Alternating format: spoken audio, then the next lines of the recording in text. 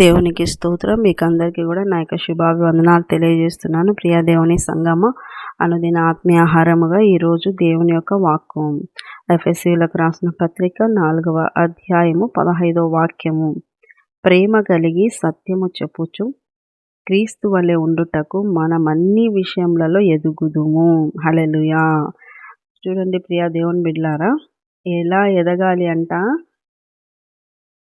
క్రీస్తు వలె ఉండి అన్ని విషయాల్లో ఎదగాలంట. మరి క్రీస్తు ఎలా ఉన్నాడు అంటే ప్రేమ కలిగి ఉన్నాడు, సత్యమే చెప్పినాడు. ఎవరి కొరకు సత్యంను మార్చలేదు, సత్యమే చెప్పినాడు. పిలాతు దగ్గర నిలబడి నువ్వు రాజు అంటే అవును నేను రాజునే అన్నాడు. ఏదైనా దేవుడు నోరు తెరిచి ఎక్కడ కూడా అబద్ధం ఆడలేదు, అబద్ధం ఆడనివాడుగా ఉన్నాడు, పరిశుద్ధుడుగా ఉన్నాడు. ప్రేమ కలిగి సత్యము చెప్పుచు, ప్రేమ కలిగి ఉండాలి, సత్యము చెప్పాలి. అదే క్రీస్తు వలె పోలి నడుచుకోవటము. ప్రేమ అన్ని విషయాలలో ప్రేమ గొప్పది. ప్రేమ అనేక దోషములను కప్పును. కనుక ప్రేమ కలిగి బ్రతకండి. ఒకరికొకరు ప్రేమ కలిగి బ్రతకమని వాక్యం సెలవిస్తుంది. యేసయ్య ఎలా ప్రేమ కలిగి ఉన్నాడు. ఆయన దగ్గరికి వచ్చిన ప్రతి వ్యక్తిని, ప్రతి ఒక్కరిని కూడా ఆయన స్వస్థపరిచినాడు. వారికి కావాల్సిన జవాబిచ్చినాడు. వారి పట్ల ఏమి చేయాలనే వారు ఆశించి వచ్చినారు. అది ఏ రకమైన మేలైనా ఆయన చేసినాడు. కుటుంబాల్లోనే ప్రేమలు లేక ప్రేమలు చల్లారిపోయే దినాల్లో ఉన్నమైనా కానీ ప్రేమను సంపాదించుకోండి. ప్రేమను కలిగి బ్రతకండి. ఒకరి పట్ల ఒకరికి ప్రేమ, ఆ ప్రేమ సత్యమునకు దారి తీయాలి కానీ అసత్యమునకు, అపవాది సంబంధమైన అపరిశుద్ధతకు దారి తీయకూడదు. ప్రేమ కలిగి బ్రతకాలని దేవుని వాక్యం సెలవిస్తుంది. ప్రేమ కలిగి ఒకరికొకరు కుటుంబాల్లో అన్యోన్యత, సహవాసము, ప్రేమ కలిగి జీవించాలి. ద్వేషాలు, కపటాలు, క్రోధము అలాంటివి మీ మనసులో ఉంటే మీరు ఎదగలేరు. మీరు ఎదగాలి, అన్ని విషయాల్లో ఎదగాలని దేవుడు కోరుకుంటున్నాడు. అది కూడా క్రీస్తు ఎలా ఎదిగినాడు. నిజంగా ఆయన ప్రేమకు కొలతలు లేవు, ఎల్లలు లేవు. అసలు ఆయన ప్రేమ లోతైనది, కొలవలేనిది. ఆయన ప్రేమ ఎంతగా ఆయన మనల్ని ప్రేమించినాడు.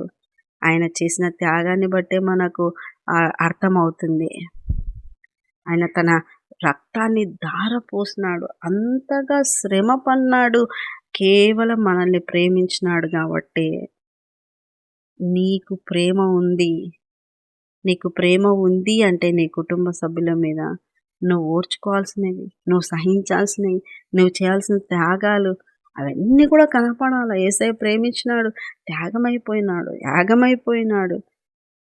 ఆయన మనల్ని మరణం నుండి తప్పించడానికి ఆయన ఆ మరణంకు ఎక్కినాడు, ఆ మరణాన్ని జయించినాడు.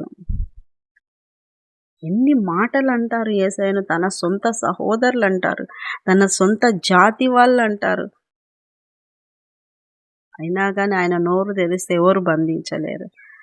అయినప్పటికీ యేసయ్య ఏమాత్రం మాట్లాడకుండా తండ్రి చిత్తము నెరవేర్చడానికి వచ్చినాడు. ప్రేమతోనే ఆయన క్షమించినాడు వాళ్ళని. మొదటి మాట కూడా సిలువలో పలికింది ఆయన మొదటి మాట, తండ్రి వీరేం చేయుచున్నారు, వీరెరుగరు గనక వీరిని క్షమించు. స్టీఫెన్ ఆయన పలికిన మాట కూడా స్టెఫెన్ అదే పలికినాడు, అయ్యా వీరేం చేస్తున్నారో వీరికి తెలియకుండా క్షమించయ్యా, వీరిని క్షమించయ్యా అని చెప్పి శత్రువులు రాళ్ళు తీసుకొని కొడతా ఉన్నారు. యూదులే వాళ్ళే కొడుతున్నారు. ఆయన క్షమించమని అడిగినాడు స్టెఫెన్. ఇలా దేవుణ్ణి కలిగిన బిడ్డలు, దేవుణ్ణిలో ఎదగాలనుకున్న బిడ్డలు, దేవుని పోలి నడుచుకోవాలనుకున్న పిల్లలలో ఉండాల్సిన మనసు, ఉండాల్సినటువంటి క్యారెక్టరు అంటే అది మొదటగా ప్రేమించే మనసు ఉండాలి. ప్రేమించండి. ఇప్పుడు లోకంలో ఈ ప్రేమకు అడ్డదారులు చాలా దొరికినాయి. ప్రేమ కోసం చంపుకుంటున్నారు. అది ప్రేమ కాదు. అది నిజమైన ప్రేమ కాదు. యేసయ్య ప్రేమ నిజమైన ప్రేమ. ఆ ప్రేమను కలిగి కుటుంబాల్లో వర్ధిల్లాలని దేవుడు ఈ రోజున మాట్లాడుతా ఉన్నాడు. ఒకరి పట్ల ఒకరికి గౌరవించుకునే మనసు, ఒకరి పట్ల ఒకరికి ప్రేమ కలిగిన మనసు, సర్దుకునే మనసు, ఓర్చుకునే మనసు, సహించే మనసు.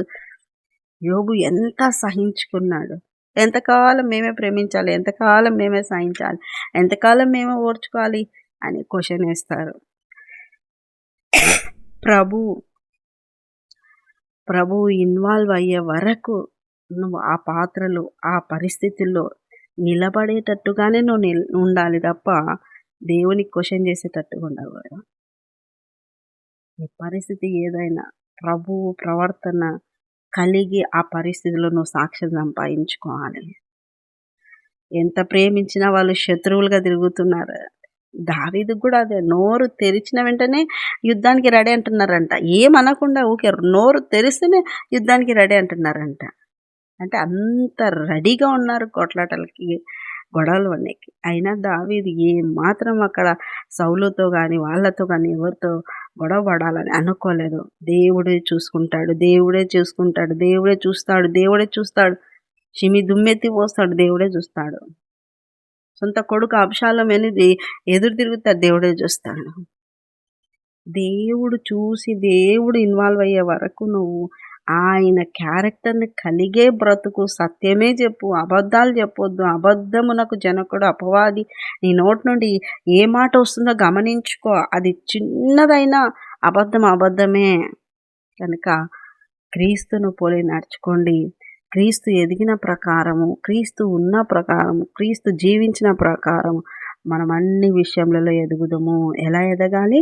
క్రీస్తు వలె ఎదగాలి, క్రీస్తు వలె వర్ధిల్లాలి, క్రీస్తు ప్రేమను ప్రకటించాలి, క్రీస్తు ప్రేమను కలిగి బ్రతకాలి, సత్యమునే చెప్పాలి, అబద్ధాలు చెప్పకుండా ఎదగాలి. కనుక ఈ వాక్యం వింటున్న మీరు ఈ వాక్య ప్రకారం బ్రతికి దేవుణ్ణి మహిమపరిచి సాక్ష్యం సంపాదించుకుందురుగాక. ఆమేన్. చిన్న ప్రార్థన చేసుకుని, దేవానికి వందనాలు ప్రభా, విన్న వారిని అందరినీ దీవించండి అయ్యా. వాక్యంతో సిద్ధపరచండి, వాక్యం ద్వారా మాట్లాడండి, వాక్య ప్రకారం బ్రతుకుతూ అయ్యా నిన్ను పోలి నడుచుకునేటప్పుడు సహాయం దయచండి. మనుషులను పోలికగా పెట్టుకోవద్దు, మనుషులను పోల్చుకొని బ్రతుకోవద్దు. వాళ్ళు ఇలా ఉన్నారు, వీళ్ళు ఇలా ఉన్నారు కాదు. కానీ ఇదిగో ప్రభా, నీవు ఎలా బ్రతికినావు, నువ్వు ఎలాగా ఉన్నావు, నువ్వు ఎలా మాట్లాడినావు, నువ్వు ఎలా ప్రార్థించినావు, నువ్వు ఎలా ఎక్కడైనా ఎలా సత్యము చెప్పినావు, ఆ విధంగా బ్రతకడానికి, ఆ విధంగా నీ ప్రేమను ప్రకటించేవారుగా నిలబెట్టమని యేసు పరిశుద్ధ నామమున అడుగుతున్నాం మా తండ్రి. ఆమేన్, ఆమేన్. యేసు రక్తం విజయం, శిలువ రక్తం విజయం, ప్రభు యేసు నామానికి సంపూర్ణ విజయం కలుగును గాక. Amen, amen, amen. Good morning. Praise the Lord. దేవుడు మిమ్మల్ని దీవించును గాక. ఆమేన్.